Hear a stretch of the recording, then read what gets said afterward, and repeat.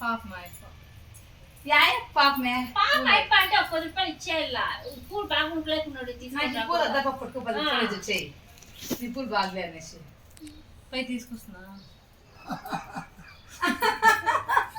నీ దగ్గర నేను తిట్లు తినిపించుకోలేకున్నాను ఎట్లా మామగాడు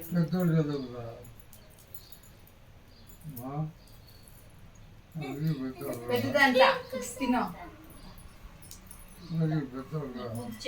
అక్కడ కనిపించలేదు నీకే నేను ನಿಮ್ಮೇಲೆ ಬೊಗಳ್ತೆ ದೊಡ್ಡಮ್ಮ ಅವನೇ ನಿಮ್ಮೇಲೆ ಏನ್ ಮಾಡಕ್ಕಾಗುತ್ತೆ ಮಕ್ಕಳೆಲ್ಲಾದ್ರೂ ಹೋಗ್ಲಿ మీరు గదిస్తారు ఎప్పుడైనా ఇష్టపెట్టిస్తామా మేము నువ్వే చాలా గదిలేదు గదిరే వాళ్ళకి ప్లేస్ చాలా ఉంటుంది వాళ్ళు నీ మర్జీ డైలాగ్ కదా మమతా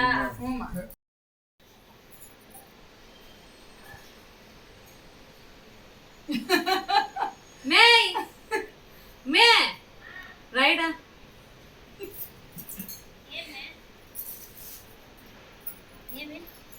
ఇంకా ఇట్లు కుట్టాలా ఇట్లు కుట్టాలా పొడుగుగా కుట్టాల మా అడ్డం ఇట్లా చాలా దీనిపైన ఈ నిమ్మకాయ పైన రెడ్ ఎల్లో వస్తుంది చాలు కదా నువ్వు గుండు కూడా తెచ్చుకో కదా నిమ్మకాయ కూర కూడా తెచ్చిండావు ఏమైనా చెప్పేసింది అడ్డంలో కుట్టకూడదు అందుకే ఆమె డోర్ చేసుకుంటున్నాను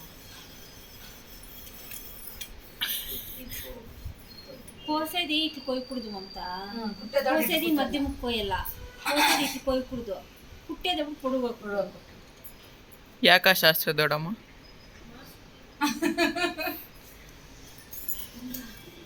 ಕುಯ್ಯವಾಗ ಹೊಲಿದ್ರೆ ಏನ್ ಗೊತ್ತಾ ದೃಷ್ಟಿಗೆ ಹೊಲಿದ್ರೆ ಅಲ್ಲಿ ಉಡ್ಡಾಗ್ಬೇಕಿತ್ತು ನೋಡಿದ್ರೆ మామూలుగా మెత్తగా కూర్చుకోనాల అందుకే చెప్పేది మమ్మీకి మేము చెప్తే పాపం తింటారు అందరూ చిన్నలంతా రొప్పలేస్తారు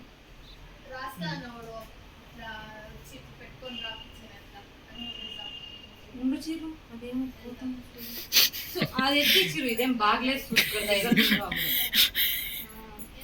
ఇంకోటి ఉందేమో చూడు చీరు అది అట్లా ఉండేది ನೀನೆಂದಕ್ಕಮ್ಮ ಕುತ್ಕೊಂಡಿದ್ಯಾ ಅಲ್ಲಿ ನೋಡ್ತಾ ಇರಂಗಿಲ್ಲ ಇಬ್ರು ಸರ್ ನೋಡಿ ಇಟ್ಸ್ ವೇಟ್ ಅಂಡ್ ವಾಚ್ ಬೆಟಾ ನಾವೇನೋ ಗುಡ್ ಪ್ಲಾನ್ ಮಾಡ್ತಾ ಇರ್ತೀವಿ ದೋಮ್ಲೋಟಿ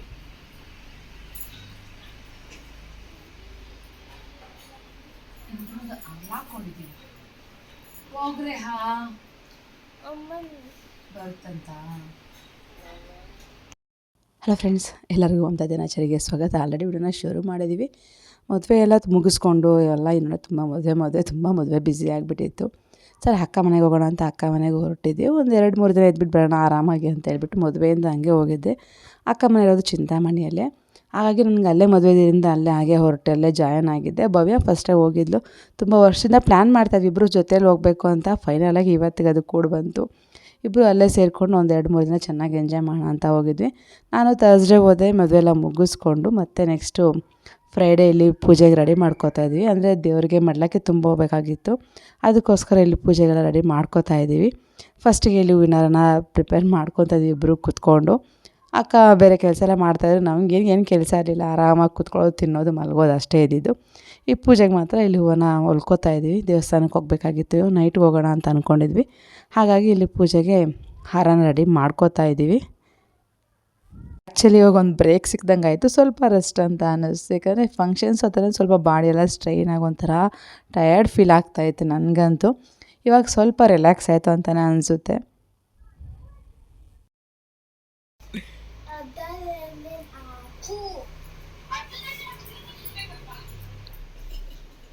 నేను మాట చెప్పిన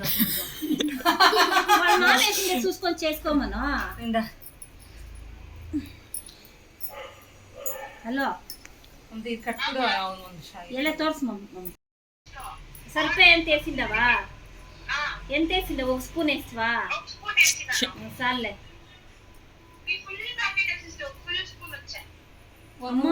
రెడీమేడ్ తెచ్చుకునిందా?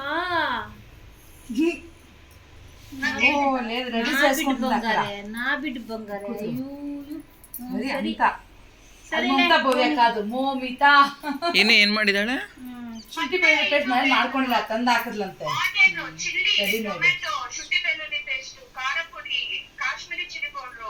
ಅವಳ ರೆಸಿಪಿ ಹೇಳ್ತಾವಳಲ್ಲಿ, ನಾನ್ ವೆಜ್ ರೆಸಿಪಿ.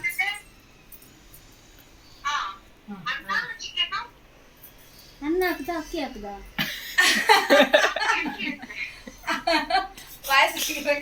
ಸರಿ ಮಮತಾ ಅಕ್ಕಿ ಹಾಕ್ದ ಸರಿ ಫ್ರೈಗೆ ಎತ್ಕೋ. ಧನಿಯಾ ಪುಡಿ ಸ್ವಲ್ಪ, ಮೆಣಸಿನ ಪುಡಿ ಸ್ವಲ್ಪ ಹಾಕು. ನೀನು ಎತ್ತಿ ಎತ್ತಿ ಎತ್ತಿ ಆಂಟಿ ಎತ್ತಿ ಆಂಟಿ ಎತ್ತಿ ಆಂಟಿ.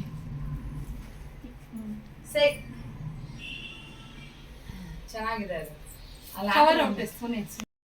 ಈ ಫಂಕ್ಷನ್ಸ್ ಅಂತೆಲ್ಲ ಸುತ್ತಾಡಿದಾಗ ಸ್ವಲ್ಪ ಒಂಥರ ಆಗ್ತಾ ಇರುತ್ತೆ. ಬಟ್ ನನ್ನ ವಾಯ್ಸ್ ಸಹ ತುಂಬ ಚೇಂಜ್ ಆಗಿಬಿಟ್ಟಿತ್ತು, ತುಂಬಾ ಒಂಥರ ಡಿಸ್ಟರ್ಬ್ ಆಗಿತ್ತು ವಾಯ್ಸ್ ಎಲ್ಲ. ಅದಕ್ಕಾಗಿ ನಾನು ಇಷ್ಟು ದಿನ ವಾಯ್ಸ್ ಓವರ್ ಕೊಡೋಕ್ಕೆ ಹೋಗಲಿಲ್ಲ.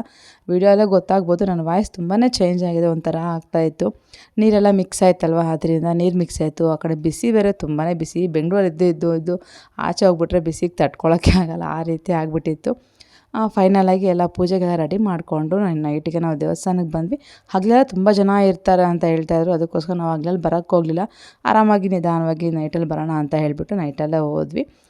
ಮತ್ತು ಇನ್ನೊಂದು ಮಡ್ಲಕ್ಕಿ ತುಂಬೋದು ಅಷ್ಟೇ, ಇವಳು ತುಂಬ ವರ್ಷದಿಂದ ನಮ್ಮ ಭವ್ಯ ಅದು ಹರಕೆ ಇದ್ದಿದ್ದರಿಂದ ಫೈನಲಾಗಿ ಇವತ್ತು ಅದು ಕೊನೆಗೆ ನೆರವೇರ್ತು ಅಂತ ಹೇಳ್ಬೋದು. ತುಂಬ ವರ್ಷದಿಂದ ಅನ್ಕೋತಾ ಇದ್ಲು ಹೋಗಬೇಕು ಮಾಡಬೇಕು ಅಂತ, ಅದ್ಯಾಕೋ ಅದು ಟೈಮು ಆಗೋದಿಲ್ಲ. ಒಂದೊಂದು ಸಾರಿ ಹಾಗೆ ನಾವೇನೋ ಅಂದ್ಕೊಂಡಿರ್ತೀವಿ, ಆ ಟೈಮ್ಗೆ ಆ ಕೆಲಸ ಅಂತೂ ಆಗೋದಿಲ್ಲ, ಏನೋ ಒಂದು ಪ್ರಾಬ್ಲಮ್ ಆಗ್ತಾ ಇರುತ್ತೆ, ಇಲ್ಲ ಆ ಟೈಮ್ ಹೋಗೋಕ್ಕಾಗೋದಿಲ್ಲ, ಹೋದ್ರೂ ಅದು ಕೊಡೋಕ್ಕಾಗೋದಿಲ್ಲ. ಆ ರೀತಿಯಾಗಿ ಏನೋ ಒಂದು ಡಿಸ್ಟರ್ಬ್ ಆಗ್ತಾಯಿತ್ತು. ಅವಳಿಗೂ ಸಹ ಒಂದು 3-4 ಇಯರ್ಸಿಂದ ಅವಳು ಪ್ಲ್ಯಾನ್ ಮಾಡ್ತಾನೇ ಇದ್ಲು. ಫೈನಲಾಗಿ ಇವತ್ತು ಅದು ಕುಡಿ ಬಂತು. ಆ ಟೈಮ್ಗೆ ನಾನು ಅಲ್ಲಿ ಹೋಗೋದು ನಿಜವಾಗ್ಲೂ ನನಗೂ ತುಂಬ ಅದೃಷ್ಟ ಅಂತಲೇ ಹೇಳ್ಬೋದು. ನಾನು ಅಂದ್ಕೊಂಡಿರಲಿಲ್ಲ ಈ ಟೈಮ್ಗೆ ಈ ಥರ ಆಗುತ್ತೆ ಅಂತ ಹೇಳ್ಬಿಟ್ಟು, ಏನು ಎಕ್ಸ್ಪೆಕ್ಟೇಷನ್ಸ್ ಏನೂ ಇರಲಿಲ್ಲ. ಆರಾಮಾಗಿ ಹೋಗಿ ಒಂದು 2 ದಿನ ಎದ್ಬಿಟ್ಟು ಬರೋಣ, ಯಾವಾಗಲೂ ಹೋಗೋಲ್ಲ. ತುಂಬ ವರ್ಷದಿಂದ ಬೇರೆ ಅಕ್ಕ ಕರಿತಾಯಿದ್ರು, ಬನ್ನಿರಿ ನಮ್ಮ ಮನೆಗೆ ಹಾಲಿಡೇಸ್ಗೆ ಒಂದು 2 ದಿನ ಎದ್ಬಿಟ್ಟು ಹೋಗ್ರಿ ಅಂತ ಹೇಳ್ಬಿಟ್ಟು. ಏನಾದರೂ ಒಂದು ಕೆಲಸ ಬರೋದು, ಇಲ್ಲ ಮಕ್ಕಳದ್ದು ಟೈಮಿಂಗ್ ಅಡ್ಜಸ್ಟ್ ಆಗ್ತಾ ಇರಲಿಲ್ಲ, ಆ ರೀತಿಯಾಗಿ ಒಂದು ಪೋಸ್ಟ್ಪೋನ್ ಆಗ್ತಾನೇ ಇತ್ತು. ಫೈನಲಾಗಿ ಏನೇ ಆದರೂ ಪರವಾಗಿಲ್ಲ, ಹೆಂಗೂ ನಾನು ಚಿರು ಇಬ್ಬರು ಹೋಗಿದ್ದೀವಿ. ಅವ್ನು ಲೀವ್ ಅಂತ ಹಾಲಿಡೇಸ್ ಅಂತ ಚಿರುಗೊಬ್ಬನಿಗೆ ಇರೋದು, ದಿಶಿಗೆ ಹೇಗಿದ್ರು ಲೀವ್ ಸಿಗೋಲ್ಲ. ಇನ್ನೂ 3-4 ಇಯರ್ಸ್ ಅವನು ಬ್ಯುಸಿನೇ ಇರ್ತಾನೆ, ಅವನು ಹೇಗಿದ್ರು ಬರೋಕ್ಕಾಗೋದಿಲ್ಲ ಅಂತ ಫಿಕ್ಸ್ ಆಗಿಬಿಟ್ಟು ನಾವಿಬ್ಬರು ಹೋಗೋಣ ಅಂತ ಹೋಗಿದ್ವಿ. ಅದು ತುಂಬ ಚೆನ್ನಾಗಿತ್ತು. ದೇವರು ಅಷ್ಟೇ ತುಂಬ ತುಂಬ ಚೆನ್ನಾಗಿದ್ದಾರೆ, ತುಂಬ ಪವರ್ಫುಲ್ ಇರೋ ತಾಯಿ ಅಂತಲೇ ಹೇಳ್ಬೋದು. ಇಲ್ಲಿ ತುಂಬ ಹರಕೆಗಳು ತುಂಬಾ ಕಟ್ಕೋತಾರೆ ಅಂತ ಅಕ್ಕ ಹೇಳ್ತಾಯಿತ್ತು. ಇಲ್ಲಿ ಮಾಡ್ಲಾಕಿನೂ ಅಷ್ಟೇ ಅಕ್ಕ ಹೆಂಗೆ ಹೇಳಿದ್ರೆ ಹಂಗೆ ನಾವು ಅಲ್ಲಿ ರೆಡಿ ಮಾಡ್ತಾಯಿದ್ವಿ. ನಾವಿಬ್ಬರೇ ಇದ್ದಾಗ ನಮ್ಗೆ ಹೆಂಗೆ ಬೇಕೋ ಹಂಗೆ ಮಾಡ್ಕೊಂಬಿಡ್ತೀವಿ. ದೊಡ್ಡವ್ರು ಅಂತ ಯಾರೋ ಒಬ್ರು ಇದ್ದಾಗ ಅವ್ರು ಹೇಳಿದ್ರೆ ಕೇಳೋದು ತುಂಬಾ ಒಳ್ಳೇದಲ್ವ. ಎಷ್ಟೇ ನಮಗೆ ಗೊತ್ತಿರೋ ದೊಡ್ಡವ್ರು ಹೇಳ್ಕೊಡ್ಬೇಕಾದ್ರೆ ಮಾಡಿದ್ರೆ ಅದೊಂಥರ ಖುಷಿ ಕೊಡುತ್ತೆ.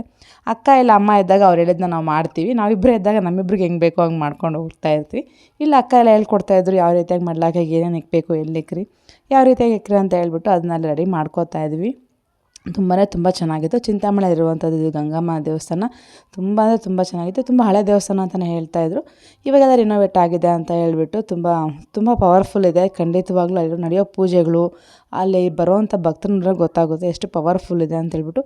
ಇಲ್ಲಿ ಅಮಾವಾಸ್ಯೆಗೆಲ್ಲ ಏನೋ ದಾರ ಎಲ್ಲ ಕೊಡ್ತಾರೆ ಅಂತ ಹೇಳಿದ್ರು. ಸರಿ ಅಕ್ಕ ತಂದು ಕೊಟ್ಟಿದ್ರು ನಮಗೆಲ್ಲ ದಾರನೂ ತಂದು ಕಟ್ಟಿದ್ರು. ಯಾಕಂದರೆ ಅಮಾವಾಸ್ಯೆ ಹತ್ರ ಬಂದಾಗ, ಅಂದರೆ ಅಮಾವಾಸ್ಯೆ ಮುಗಿದ್ಮೇಲೆ ನೆಕ್ಸ್ಟ್ ಹೋಗಿ ಇಸ್ಕೊಂಬರ್ಬೇಕು ಅಂತ ತಂದು ಕಟ್ಟಿದ್ರು ಅಕ್ಕ ದಾರ ಸಹನು. ತುಂಬ ಪವರ್ಫುಲ್ ದೇವಿ ಅಂತಲೇ ಹೇಳ್ತಾಯಿದ್ರು. ತುಂಬ ಚೆನ್ನಾಗಿತ್ತು, ತುಂಬ ನಡೆಯುತ್ತೆ ಇಲ್ಲಿ. ಏನಾದರೂ ಹರಕೆ ಅಂದ್ಕೊಂಡಿದ್ರೆ, ಏನಾದರೂ ಬೇಡ್ಕೊಂಡ್ರೆ ನಡೆಯುತ್ತಾ ಅಂತ ಹೇಳ್ತಾಯಿದ್ರು. ಭವ್ಯಶ್ರೀನೂ ಅಷ್ಟೇ ತುಂಬ ಏನೋ ಹರಕೆ ಇತ್ತು ಅಂದ್ಬಿಟ್ಟು ಇವಾಗ ಇಲ್ಲಿ ಮಾಡ್ಲಕ್ಕೆ ಸಹ ತುಂಬ್ಸಕ್ಕೆ ಬಂದಿರುವಂಥದ್ದು. ಎಲ್ಲ ರೆಡಿ ಮಾಡ್ಕೊಂಡಿದ್ವಿ. ಹಾರ ಅಷ್ಟು ತುಂಬ ಚೆನ್ನಾಗಿ ಕಾಣಿಸ್ತಾ ಇತ್ತಲ್ವ. ನಾವು ಏನೇ ಆಗಲಿ ನಾವು ಕಷ್ಟಪಟ್ಟು ನಮ್ಮ ಕೈಯಲ್ಲಿ ನಾವು ಮಾಡಿದ್ರೆ ಇಷ್ಟ ಬಿದ್ದು ಖಂಡಿತವಾಗ್ಲೂ ತುಂಬ ಚೆನ್ನಾಗಿ ಕಾಣಿಸ್ತಾ ಇರುತ್ತೆ. ಹೂವು ಸ್ವಲ್ಪ ಚೆನ್ನಾಗಿಲ್ಲ ಅಂತ ಬೈತಾಯಿದ್ರು ಅಕ್ಕ ಸ್ಟಾರ್ಟಿಂಗಲ್ಲೇ, ನೀವು ನೋಡ್ಬೋದು. ಬಟ್ ಹಾರ ತುಂಬ ಚೆನ್ನಾಗಿ ಕಾಣಿಸ್ತಾ ಇತ್ತು ಫೈನಲಾಗಿ.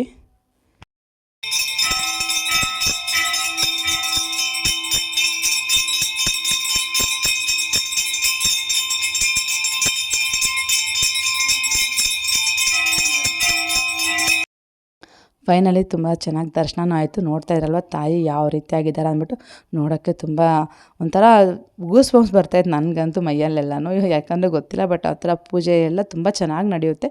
ಇಲ್ಲಿ ಆಚೆ ನೋಡ್ಬೋದು, ನೋಡ್ತಾರೇ ಅರ್ಥ ಆಗ್ತಾ ಇರ್ಬೋದು ಎಷ್ಟೊಂದು ಪೂಜೆ ಎಲ್ಲ ನಡೆದಿದೆ ಬೆಳಗ್ಗಿಂದ ಅಂದ್ಬಿಟ್ಟು. ಇವಾಗಲೂ ಅಷ್ಟು ಜನ ಕಡಿಮೆನೇ ಆಗಿರಲಿಲ್ಲ. ಆ್ಯಕ್ಚುಲಿ ನಾವು ಹೋಗೋ ಅಷ್ಟರಲ್ಲಿ 7:30-8 ಗಂಟೆ ಮೇಲೆ ಆಗೋಗಿತ್ತು. ಆದರೂ ಸಹ ಜನ ಅಲ್ಲಿ ಕಡಿಮೆನೇ ಆಗಿರಲಿಲ್ಲ, ಅಷ್ಟೊಂದು ರಶ್ ಇದ್ದರು ಅಂತಲೇ ಹೇಳ್ಬೋದು. ಫೈನಲಾಗಿ ದರ್ಶನವೂ ಚೆನ್ನಾಗಾಯಿತು. ಪೂಜೆನೂ ಮುಗಿಸ್ಕೊಂಡು ಇವಾಗ ಮನೆ ಕಡೆ ಮತ್ತೆ ರಿಟರ್ನ್ ಹೋಗ್ತಾಯಿದ್ವಿ. ನೆಕ್ಸ್ಟ್ ಮತ್ತೆ ಸ್ಯಾಟರ್ಡೇ ಬೆಳಗ್ಗೆ ಎದ್ದು ಎಲ್ಲ ರೆಡಿ ಆಗಿಬಿಟ್ಟು ಮತ್ತೆ ಹೊರಗಡೆ ಹೋಗೋಣ ಅಂತ ಅಂದ್ಕೊಂಡಿದ್ವಿ. ಅದಕ್ಕೋಸ್ಕರ ಇವತ್ತು ಬೇಗನೆ ಮನೆಗೆ ಬೇಗ ಮನೆಗೆ ಸೇರ್ಕೊತಾ ಇದ್ದೀವಿ. ಅದು ಬೇರೆ ರೆಸ್ಟ್ ಡೇ ಅಂತ ಬೇರೆ ಪ್ಲ್ಯಾನ್ ಮಾಡಿಬಿಟ್ಟಿದ್ವಿ. ಇಬ್ಬರು ಏನು ಕೆಲಸ ಮಾಡ್ತಾಯಿರಲಿಲ್ಲ, ಆರಾಮಾಗಿ ತಿನ್ನೋದು ಮಲಗೋದು ಅಷ್ಟೇ ಕೆಲಸ ಮಾಡ್ತಾಯಿದ್ವಿ ನಾವಿಬ್ಬರು. ಫೈನಲಾಗಿ ಇದು ಸ್ಯಾಟರ್ಡೆ ಮಧ್ಯಾಹ್ನ. ಸ್ಯಾಟರ್ಡೆ ಬೆಳಗ್ಗೆ ಹೋಗೋಣ ಅಂತ ಅಂದ್ಕೊಂಡಿದ್ದೆ, ಮತ್ತು ನಮ್ಮ ಬಾಬಣ್ಣ ಎತ್ಕೊಂಡು ಬೇಡ ಈವ್ನಿಂಗ್ ಟೈಮ್ ಹೋಗೋಣ, ಬೆಳಗ್ಗೆನೇ ಹೋದರೆ ಫುಲ್ ಬಿಸಿ ತುಂಬ ಆಗೋದಿಲ್ಲ ಅಂತೇಳ್ಬಿಟ್ಟು ಮತ್ತು ಈವ್ನಿಂಗ್ ಇಲ್ಲಿ ಪ್ಲ್ಯಾನ್ ಮಾಡಿದ್ದೀವಿ.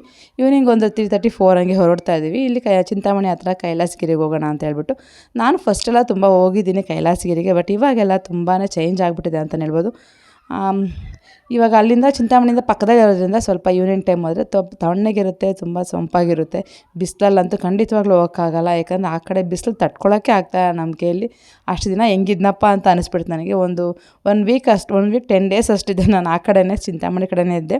ಅಂದರೆ ನಮ್ಮ ಅಕ್ಕ ಮಗಳ ಮದುವೆ ಇದ್ದಿದ್ದರಿಂದ ಅದಕ್ಕೆ ಹೋಗಿದ್ದೆ. ಆ ಮಗಳು ಅವರಿರೋದು ಸಹ ಚಿಂತಾಮಣಿ ಹತ್ರನೇ. ಅಲ್ಲಿ ಮಗಳ ಮದುವೆ ಮುಗಿಸ್ಕೊಂಡು ಮತ್ತೆ ನಾನು ಇಲ್ಲಿ ಅಕ್ಕನ ಮನೆಗೆ ಬಂದಿದ್ದು. ಹಾಗಾಗಿ ನಾನು ಅಲ್ಲೇ ಸರೌಂಡಿಂಗಲ್ಲೇ ಇದ್ದೆ. ಬಟ್ ಬಿಸಿಲು ಮಾತ್ರ ತುಂಬ ಅಂದರೆ ತುಂಬ ಬಿಸಿ. ನನಗೆ ಇಲ್ಲಿದ್ದು ಅಲ್ಲಿ ಹೋದರೆ ಸ್ವಲ್ಪ ಬಿಸಿ ಜಾಸ್ತಿ ಅಂತಲೇ ಅನಿಸುತ್ತೆ. ಹಾಗಾಗಿ ಸ್ವಲ್ಪ ತಡ್ಕೊಳಕ್ಕೆ ಸ್ವಲ್ಪ ಕಷ್ಟ ಅಂತ ಅನಿಸಿದ್ರು ಏನು ಮಾಡೋಕ್ಕಾಗಲ್ಲ. ಕೆಲವೊಂದು ಸಾರಿ ನಾವು ಹುಟ್ಟು ಬೆಳೆದಿರೋಂಥ ಊರುಗಳಲ್ವಾ. ಅಕ್ಕ ಅಂದರೆ ಬಂದುಬಿಟ್ಟು ನಮ್ಮ ಅಮ್ಮ ಅವರ ಅಕ್ಕನ ಮಗಳದ ಮದುವೆ ಇದ್ದಿದ್ದು. ಅದು ಕೊಟ್ಟಿರೋದು ಸ್ವಂತ ಬಂದುಬಿಟ್ಟು ನಮ್ಮ ಮಾವನ ಮಗಳ ಮದುವೆಗೆ ಹೋಗಿದ್ದರಿಂದ ತುಂಬ ಅಲ್ಲಿ ನಾನು ಚಿಕ್ಕವಾಗಿಂದ ಬೆಳೆದಿರೋವಂಥ ಊರುಗಳು ನನಗೇನು ಅಷ್ಟೊಂದು ಇದಾಗಲ್ಲ. ಬಟ್ ಇವಾಗ ಬಿಸಿಗೆ ತಡ್ಕೊಳಕ್ಕೆ ಆಗ್ತಾಯಿಲ್ಲ, ಯಾಕಂದರೆ ಇವಾಗ ಇಲ್ಲಿ ಅಡ್ಜಸ್ಟ್ ಆಗಿಬಿಟ್ಟು ಅಲ್ಲಿ ಹೋಗ್ಬೇಕಾದ್ರೆ ಸ್ವಲ್ಪ ಕಷ್ಟ ಅಂತ ಅನಿಸುತ್ತಲ್ವ. ಹಾಗಾಗಿ ಮದುವೆ ಎಲ್ಲ ಮುಗಿಸ್ಕೊಂಡು ಅಕ್ಕನ ಮನೇಲಿ ಅಂತ 2 ದಿನ ರೆಸ್ಟ್ ತೊಗೊಂಡು ಇವಾಗ ಫೈನಲಾಗಿ ಸ್ಯಾಟರ್ಡೆ ಈವ್ನಿಂಗ್ ಕೈಲಾಸಗಿರಿ ಕಡೆ ಹೊರಟಿದ್ದೀವಿ. ಇಲ್ಲಿ ನೋಡ್ತಾ ಇರ್ಬೋದು, ಇದೊಂದೇ ಬಂಡೆಯಲ್ಲಿ ಕೊರೆದಿರುವಂಥ ದೇವಸ್ಥಾನ. ತುಂಬ ಅಂದರೆ ತುಂಬಾ ಚೆನ್ನಾಗಿದೆ. ಪಾರ್ಕಿಂಗು ರೋಡುಗಳೆಲ್ಲ ಫುಲ್ ಚೇಂಜ್ ಆಗಿಬಿಟ್ಟಿದೆ. ಆ್ಯಕ್ಚುಲಿ ನಾನು ಮುಂಚೆ ಹೋದಾಗೆಲ್ಲ ಬೇರೆ ಹತ್ರನೇ ಪಾರ್ಕಿಂಗ್ ಆಗ್ತಾಯಿದ್ವಿ, ಅಲ್ಲಿ ಮೆಟ್ಲೆಲ್ಲ ಹತ್ಕೊಂಡು ಹೋಗ್ತಾಯಿದ್ವಿ. ಇವಾಗ ಏನಿಲ್ಲ, ಅಲ್ಲೇ ಹತ್ತಿರದಲ್ಲೇ ಪಾರ್ಕಿಂಗ್ ಮಾಡಿಬಿಟ್ಟಿದ್ದಾರೆ. ಆರಾಮಾಗಿ ನಡ್ಕೊಂಡು ಹೋಗೋ ರೀತಿ ಎಲ್ಲ ಮಾಡಿಬಿಟ್ಟಿದ್ದಾರೆ. ತುಂಬಾ ಚೆನ್ನಾಗಿತ್ತು. ಅಂದರೆ ಇನ್ನು ರೆಡಿ ಮಾಡ್ತಾಯಿದ್ದಾರೆ, ಎಲ್ಲ ಮಣ್ಣು ಧೂಳು ಹಾಗಾಗಿ ಇದೆ. ಇನ್ನೂ ಸ್ವಲ್ಪ ಅದನ್ನೆಲ್ಲ ಅರೇಂಜ್ ಮಾಡ್ತಾಯಿದ್ದಾರೆ. ತುಂಬ ಅಂದರೆ ಫಸ್ಟಿಗೂ ಇವಾಗೂ ಸ್ವಲ್ಪ ಚೇಂಜಸ್ ಇದೆ ಅಂತಲೇ ಹೇಳ್ಬೋದು. ಇದು ಒಂದೇ ಬಂಡೆಯಲ್ಲಿ ಮಾಡಿದ್ರು ದೇವಸ್ಥಾನದೊಳಗಡೆ ಅಂತೂ ತುಂಬಾ ಚೆನ್ನಾಗಿತ್ತು. ನನಗೂ ಒಂಥರ ಹೊಸ್ದಾಗಂತ ಅನ್ನಿಸ್ತು, ಯಾಕಂದರೆ ತುಂಬ ವರ್ಷ ಆದಮೇಲೆ ಹೋಗ್ತಾ ಇರೋದ್ರಿಂದ ಒಂಥರ ಹೊಸ ಪಾಸಿಟಿವ್ ಅಂತ ಅನ್ನಿಸ್ತು ನನಗಂತೂ. ಹೊಸದಾಗಿ ಚೇಂಜ್ ಆಗಿದೆ ಟೆಂಪಲ್ ಎಲ್ಲನೂ ನಾನು ನೋಡೋದಕ್ಕೂ ಇವಾಗೂ. ಈ ಸ್ಟೆಪ್ಸು ಇಲ್ಲಿ ಟೆಂಪಲ್ ಮಾತ್ರನೇ ಹಂಗೆ ಇರೋದು, ಮತ್ತು ಸುತ್ತಮುತ್ತ ಇರೋ ಪಾರ್ಕಿಂಗ್ ಇರ್ಬೋದು, ರೋಡ್ಸ್ ಇರೋದು ಸ್ವಲ್ಪ ಚೇಂಜಸ್ ಆಗಿದೆ ಖಂಡಿತ. ಎಷ್ಟು ವರ್ಷದ ನಂತರ ಬಂದಿರೋದು? ಬಂದ ಹಾಂ, ಹಂಗೆ ಮಾತಾಡ. 7-8 ವರ್ಷ ಅದಕ್ಕೆ ಮೊದಲು ಬಂದಿದ್ದೆಲ್ಲ. ಇಷ್ಟು ಇಂಪ್ರೂವ್ ಆಗಿರಲಿಲ್ಲಲ್ಲ. ಹಾಂ,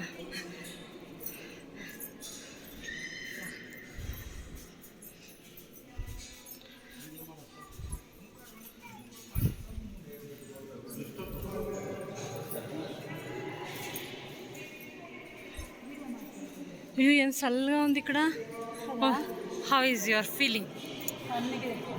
ಆಚೆ ಬಿಸಿ, ಇಲ್ಲಿ ತಣ್ಣ. ಆಚೆ ಬಿಸಿಗೆ ತಣ್ಣಗಿದೆ.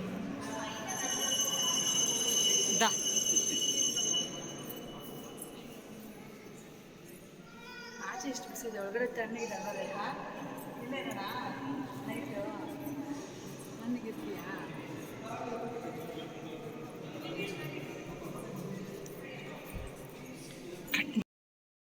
ಹೊರಗಡೆ ಇದ್ದಿದ್ದು ಬಿಸಿಲಿಗೂ ಒಳಗಡೆ ಬಂದೆ ತುಂಬ ತಂಪಾಗಿತ್ತು, ಒಂಥರ ಕೂಲಾಗಿತ್ತು. ಒಳ್ಳೆ ಎ ಸಿಯಲ್ಲಿ ಹೋದಂಗೆ ಅನ್ನಿಸ್ತಾಯಿತ್ತು, ಅಷ್ಟೊಂದು ತಂಪಾಗಿತ್ತು. ತುಂಬ ಚೆನ್ನಾಗಿ ಅನ್ನಿಸ್ತಾಯಿತ್ತು ಫೀಲಿಂಗ್ ಮಾತ್ರನೂ. ಆಚೆ ಬಿಸಿಗೆ ಒಳಗಡೆ ತಣ್ಣಗೆ, ಮತ್ತು ಒಳಗಡೆ ಪ್ರಶಾಂತವಾಗಿತ್ತು. ನಮ್ಮ ವಾಯ್ಸ್ ನನಗೆ ಇಕ್ಕೋ ಹೊಡಿತಾಯಿತ್ತು ಅಂದರೆ ವಾಪಸ್ ಹಂಗೆ ಕೇಳಿಸುತ್ತಲ್ವ, ಕಲ್ಲು ಬಂಡೆ ಒಳಗಡೆ ಹಂಗೆ ಕೇಳಿಸ್ತಾಯಿತ್ತು. ಹಾಗಾಗಿ ಏನು ನಾನು ಮಾಡೋಕ್ಕೆ ಹೋಗಲಿಲ್ಲ, ಯಾಕಂದ್ರೆ ನನ್ನ ವಾಯ್ಸ್ ಮೊದಲೇ ಕೆಟ್ಟಿದೆ. ತುಂಬಾ ಒಂಥರ ಡಿಸ್ಟರ್ಬ್ ಅಂತ ಅನ್ನಿಸ್ತಾಯಿತ್ತು, ನನ್ನ ವಾಯ್ಸ್ ನನಗೆ ಡಿಸ್ಟರ್ಬ್ ಅಂತ ಅನ್ನಿಸ್ತಾಯಿತ್ತು. ಅಷ್ಟೊಂದು ಖರಾಬ್ ಆಗಿಬಿಡ್ತು ನನ್ನ ವಾಯ್ಸು. ಫೈನಲಾಗಿ ಈ ವಿಗ್ರಹಗಳು ಅಷ್ಟೇ ಅವಾಗೆಲ್ಲ ಕೆತ್ತನೆ ಮಾಡ್ತಾಯಿದ್ರು. ಇವಾಗ ಎಲ್ಲ ರೆಡಿ ಮಾಡಿ ಕರೆಕ್ಟಾಗಿ ಅದನ್ನ ಅಲ್ಲಿ ಸ್ಟಡಿ ಮಾಡಿ, ಅಂದರೆ ಅಲ್ಲಿ ಪ್ರತಿಷ್ಠಾಪನೆ ಮಾಡಿದ್ದಾರೆ. ಮುಂಚೆ ಎಲ್ಲ ನಾವು ಹೋದಾಗ ಈ ಥರ ಪ್ರತಿಷ್ಠಾಪನೆ ಮಾಡಿರಲಿಲ್ಲ, ಎಲ್ಲ ಫುಲ್ಲಾಗಿ ಖಾಲಿ ಇತ್ತು. ಆ ವಿಗ್ರಹಗಳೆಲ್ಲ ರೆಡಿ ಮಾಡ್ತಾಯಿದ್ರು. ನಾವೆಲ್ಲ ಅಲ್ಲಿ ಕೂತ್ಕೊಂಡೆಲ್ಲ ಆಟ ಆಡ್ತಾಯಿದ್ವಿ. ಅಂದರೆ ಮಕ್ಕಳೆಲ್ಲ ಚಿಕ್ಕವರಿದ್ದಾಗ ಹೋಗಿದ್ದಿದ್ದು. ಎಲ್ಲ ಆಟ ಆಡಿಕೊಂಡು ಚೆನ್ನಾಗಿ ಎಂಜಾಯ್ ಮಾಡ್ಕೊಂಡು ಒಳ್ಳೆ ಇದು ಮಂಟಪ ಥರ ಇತ್ತು. ಅಲ್ಲಿ ಎಲ್ಲ ಫುಲ್ ಖಾಲಿ ಪ್ಲೇಸ್ ಇದ್ದಿದ್ದರಿಂದ ಎಲ್ಲ ಆಟ ಆಡ್ಕೊಂಡು ಎಗರಾಡ್ಕೊಂಡು ಫೋಟೋಸ್ ಎಲ್ಲ ತಗೊಂಡಿದ್ವಿ. ಬಟ್ ಇವಾಗ ಇದು ಗಿರಿಜಾ ಕಲ್ಯಾಣೋತ್ಸವದ್ದು ವಿಗ್ರಹ ಸಾಲು ಕೆತ್ತನೆ ಮಾಡಿದ್ದಾರೆ. ತುಂಬ ಚೆನ್ನಾಗಿತ್ತು ಕೆತ್ತನೆಗಳು ಸಹ, ನೋಡೋಕ್ಕೆ ತುಂಬ ಮನಸ್ಸಿಗೆ ತುಂಬ ಶಾಂತಿ ಅನ್ನಿಸ್ತಾ ಇತ್ತು.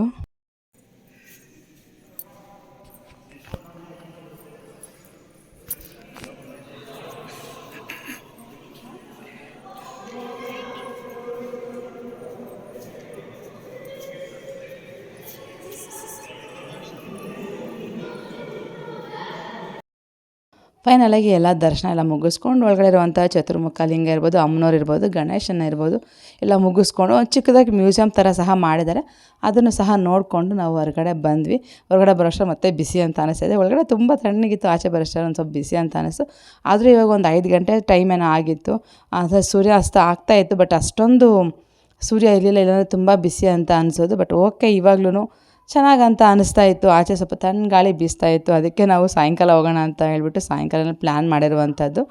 ಫೈನಲಾಗಿ ಇವಾಗ ದರ್ಶನ ಎಲ್ಲ ಮುಗಿಸ್ಕೊಂಡು ಮತ್ತೆ ನೆಕ್ಸ್ಟ್ ಎಲ್ಲಿ ಹೋಗೋಣ ಅಂತ ಪ್ಲ್ಯಾನ್ ಮಾಡ್ತಾಯಿದ್ವಿ.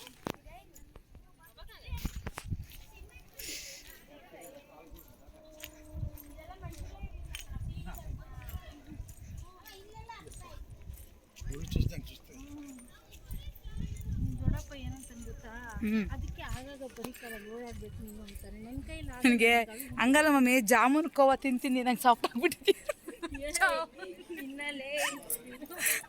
ರಾತ್ರಿ ಬಾವೆ ಶಕ್ತಿ ನಮಗೆ ಗೊತ್ತಿರೋ ನಮ್ಮ ಭಾವನ ಹೇಳಿದ್ದು ಜಾಮೂನು ಕೋವಾ ತಿಂತೀನಿ ಮಕ್ಕ ಸಾಫ್ಟ್ ಆಗಿದೆ ಅಂತ. ನಾವೇನಾದರೂ ಹೇಳಿದ್ವಮ್ಮ? 2 ಮಿಕ್ಸ್ చేసుకొని ಹಾಂ, 2 ಮಿಕ್ಸ್ ಮಾಡಿ ಜಾಮೂನು ಕೋವಾ తిని నువ్వు సాఫ్ట్గా ఉండవంట. ಸುಳಿ ಮೇಮಿದ್ರು ತಿನ್ಕ ಗಟ್ಟಿగా ఉండವು. నేనేం గట్టిగా ಹಾಂ ಹಾಂ, ಸರಿ ಬಾಬಣ್ಣ. ಚೆನ್ನಾಗಿದೆ ನೋಡೋಕ್ಕೆ, ಆಕಾಶ, ಬೆಟ್ಟ ಇಲ್ಲಿ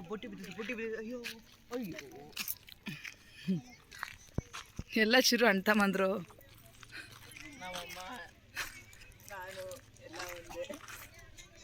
ಚಿರು ಅಂಟಮ್ಮಂದ್ರೆಲ್ಲ ಓಡೋಗ್ಬಿಟ್ರು ಪಾಪ ಬೋಟಿ ಎತ್ಕೊಂಡು. ನನ್ನ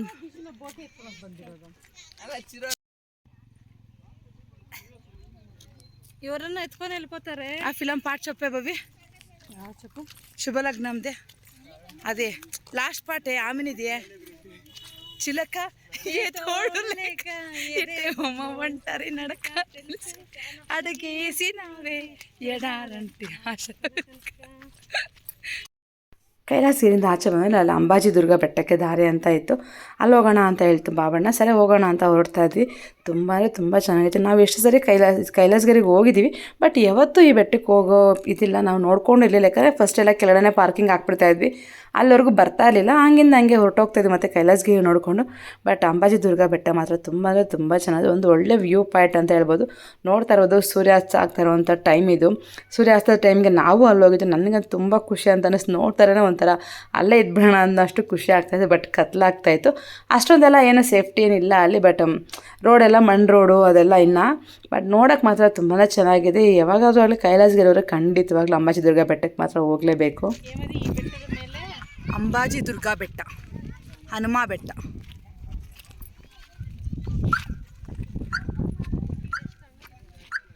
ತಣ್ಣಗಿದೆ ಮಮೇಲಿ,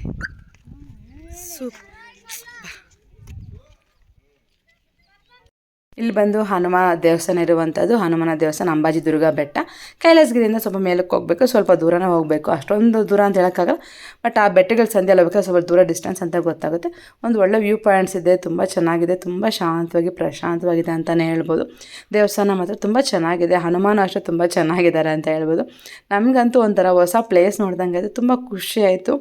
ಯಾಕಂದರೆ ಯಾವಾಗೂ ನಾವು ನೋಡಿರಲಿಲ್ಲ ಎಷ್ಟೊಂದು ಸರಿ ನಾನು ಕೈಲಾಸಗಿರಿಗೆ ಹೋಗಿದ್ದೀನಿ, ಕೈವಾರಕ್ಕೆಲ್ಲ ಹೋಗಿದ್ದೀನಿ. ಬಟ್ ಈ ಬೆಟ್ಟದ ಬಗ್ಗೆ ನನಗೆ ಗೊತ್ತಿಲ್ಲ, ನಾನು ನೋಡಿರಲಿಲ್ಲ. ಬಟ್ ಇಲ್ಲಿನ ಇತಿಹಾಸ ಸಹ ನನಗೆ ಅಷ್ಟೊಂದಾಗಿ ಗೊತ್ತಿಲ್ಲ. ಆದರೆ ನೋಡೋಕ್ಕೆ ಮಾತ್ರ ದೇವಸ್ಥಾನ ತುಂಬ ಚೆನ್ನಾಗಿದೆ. ತುಂಬ ಬೆಟ್ಟದ ಮೇಲೆ ಇರೋದ್ರಿಂದ ಒಂದು ಒಳ್ಳೆ ಶಾಂತವಾಗಿ ಪ್ರಶಾಂತವಾಗಿತ್ತು ಅಂತಲೇ ಹೇಳ್ಬೋದು. ಫೈನಲಾಗಿ ಇವಾಗ ಅಲ್ಲಿ ಹನುಮಾನ್ ದರ್ಶನ ಮುಗಿಸ್ಕೊಂಡು ಹೊರಗಡೆ ಸಹ ಬಂದಿದ್ದೀವಿ. ನೋಡ್ತಾ ಇರ್ಬೋದು ಯಾವ ರೀತಿಯಾಗಿದೆ ವ್ಯೂ ಪಾಯಿಂಟ್ ಅಂತ. ಅಲ್ಲಿದ್ದರೆ ತುಂಬ ತಣ್ಣಗಿತ್ತು. ಆ ವ್ಯೂ ಪಾಯಿಂಟ್ಗೂ ನಾವು ಹೋಗಿರೋ ಟೈಮಿಂಗ್ಸು ತುಂಬಾ ಮ್ಯಾಚ್ ಆಗ್ತಾಯಿತ್ತು. ಬಿಸಿಲಲ್ಲಾಗಿದ್ರೆ ಇಷ್ಟೊಂದು ಎಂಜಾಯ್ ಮಾಡೋಕ್ಕೆ ಆಗ್ತಾಯಿರಲಿಲ್ಲ ಖಂಡಿತವಾಗ್ಲೂ. ಹಗಲಲ್ಲಾಗಿದ್ದಕ್ಕೆ ಆದರೆ ಈವ್ನಿಂಗ್ ಟೈಮ್ ಅಂದರೆ ಸ್ವಲ್ಪ ತಣ್ಣೊತ್ತಲ್ವ, ಸೂರ್ಯ ಸಹ ಮುಳುಗ್ತಾ ಇದ್ರು. ಹಾಗಾಗಿ ಸ್ವಲ್ಪ ತಂಪಾಗಿ ಸಂಪಾಗಿತ್ತು ಅಂತಲೇ ಹೇಳ್ಬೋದು. ಒಂದು ತುಂಬ ಚೆನ್ನಾಗಿದೆ. ಅಲ್ಲಿ ಅನ್ನದಾನ ಸಹ ನಡೀತಾ ಇತ್ತು, ಅನ್ನದಾನ ಮಾಡ್ತಾಯಿದ್ರು. ಮತ್ತು ಎಲ್ಲ ಫೆಸಿಲಿಟೀಸ್ ಮೇಲೇ ಇತ್ತು. ಮೋಸ್ಟ್ಲಿ ಇಲ್ಲೆಲ್ಲ ಜಾತ್ರೆ ಅದೆಲ್ಲ ನಡೀತಾ ಇರ್ಬೋದೇನೋ ಗೊತ್ತಿಲ್ಲ. ಬಟ್ ತುಂಬ ಚೆನ್ನಾಗಿದೆ ಪ್ಲೇಸ್ ಮಾತ್ರ. ತುಂಬ ಓಪನ್ ಪ್ಲೇಸು, ಎಲ್ಲ ಜಾಗನೂ ಜಾಸ್ತಿ ಇದೆ, ತುಂಬ ಚೆನ್ನಾಗಿದೆ. ಪಾರ್ಕಿಂಗು ಪ್ರತಿಯೊಂದು ಫೆಸಿಲಿಟೀಸು ಮಾಡಿದ್ದಾರೆ. ನೋಡೋಕ್ಕೂ ತುಂಬ ಚೆಂದ ಅಂತ ಅನ್ನಿಸ್ತಾ ಇತ್ತು. ಈ ಬೆಟ್ಟಗಳಿರ್ಬೋದು ಅದೆಲ್ಲನೂ. ಒಂದೊಂದು ಸರಿ ಇಂಥ ಪ್ಲೇಸ್ಗೆ ಹೋದಾಗ ನಿಜವಾಗ್ಲೂ ನಾವೇ ಮರ್ತೋಗ್ಬಿಟ್ಟಿರ್ತೀವಿ. ಕೆಲವೊಂದು ಸರಿ ಹಾಗೆ ಅಲ್ವಾ, ಯಾವುದಾದ್ರು ಒಂದು ಹೊಸ ಪ್ಲೇಸ್ ಅದು ಈ ರೀತಿಯಾಗಿರೋ ಪ್ಲೇಸ್ಗೆ ನೋಡಿ ತುಂಬ ಖುಷಿ ಅಂತ ಅನಿಸುತ್ತೆ. ನೋಡ್ಬೋದು ಗಾಳಿಗೆ ನಾವೇ ಹೊಡ್ಕೊಂಡು ಹೋಗ್ತಾಯಿದ್ವಿ, ಅಷ್ಟು ಗಾಳಿ ತಂಪಾಗಿ ಬೀಸ್ತಾ ಇತ್ತು. ಫೈನಲಾಗಿ ಇವತ್ತಿನ ದಿನ ಸಹ ಹ್ಯಾಪಿಯಾಗಿ ಮುಗೀತು ಅಂತಲೇ ಹೇಳ್ಬೋದು. ನೆಕ್ಸ್ಟ್ ಡೇ ಸಂಡೇ ಯಾವುದೇ ರೀತಿ ವೀಡಿಯೋಸ್ ಮಾಡೋಕ್ಕೆ ಹೋಗಲಿಲ್ಲ. ಫುಲ್ಲಾಗಿ ಎಂಜಾಯ್ ಮಾಡಿದ್ವಿ ಅಕ್ಕನ ಮನೇಲಿ ಅಷ್ಟೇ. ನೋಡು ನನಗೆ ಎಷ್ಟು ಭಯ ಬೀಳ್ತಾರೆ ನೀನು ದಿಶು. ಅದ ನೋಡಲ್ಲಿ. ಬಾ ಸಾಕು ನೀನು ದಿಶು ಕಿತ್ತಾಡಿದ್ದು. ಬಾಯ್ ನಾವು ಮಲ್ಕೊಂತೀವಿ ಹೋಗ್ಬಿಟ್ಟು ಮನೆಯಲ್ಲಿ.